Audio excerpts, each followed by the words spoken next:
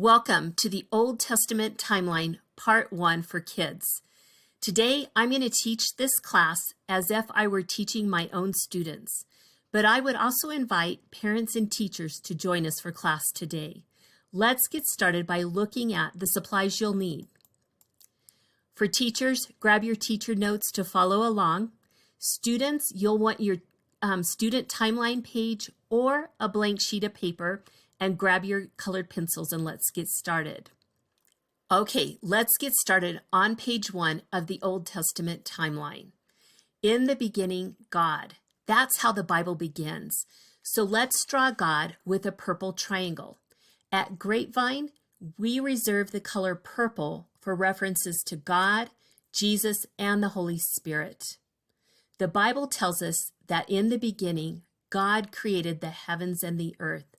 So we draw creation as a green circle. Can you remember how many days it took for God to create the heavens and the earth? That's right. In 6 days, God created the heavens and the earth and rested on the 7th day, setting up the pattern for our week. Now, on the 6th day, there was a special creation, the first man and his wife. Do you remember their names? Adam and Eve. So you're going to draw Adam as a blue man and Eve as a red woman. And this is where our story begins of the gospel.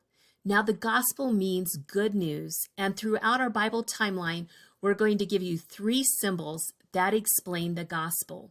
The first one is here. You're going to draw a purple triangle with a straight line down to the heart of man. The purple triangle represents God, the line represents their relationship, and the heart represents the heart of man.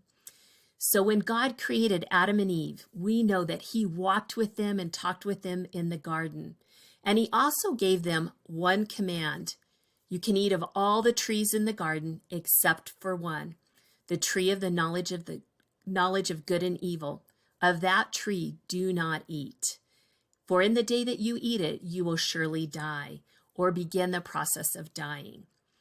It didn't take long for Adam and Eve to disobey this rule.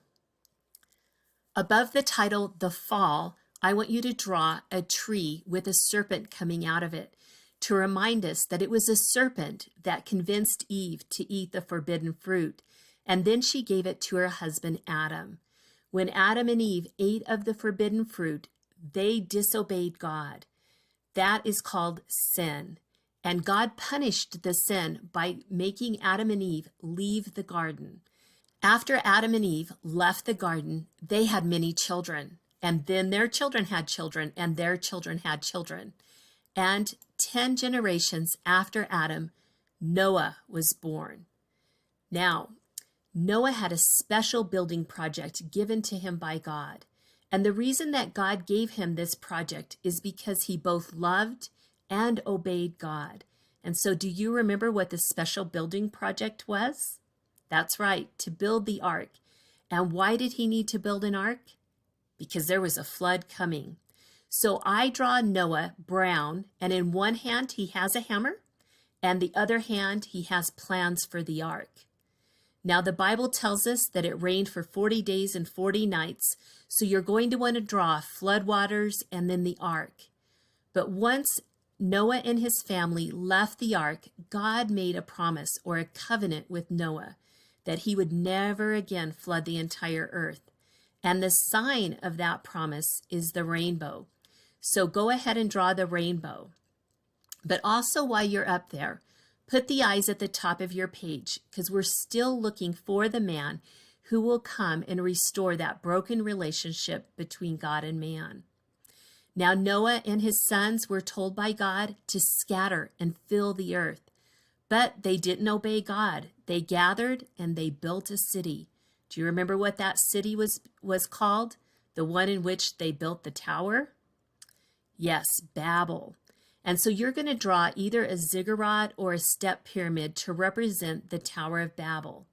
Now, at the Tower of Babel, God was disappointed and punished their sin by confusing the language at Babel.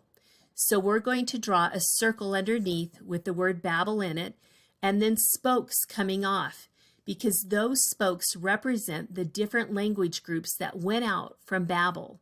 The different races come from this point in time in history.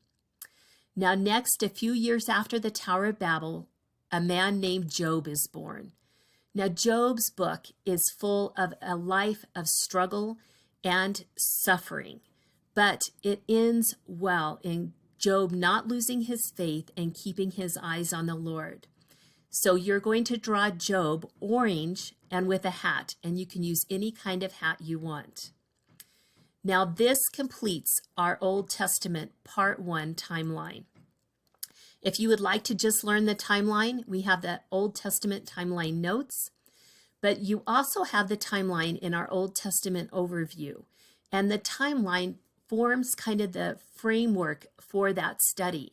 And throughout that study, with each lesson, we look at a point on the timeline more in depth.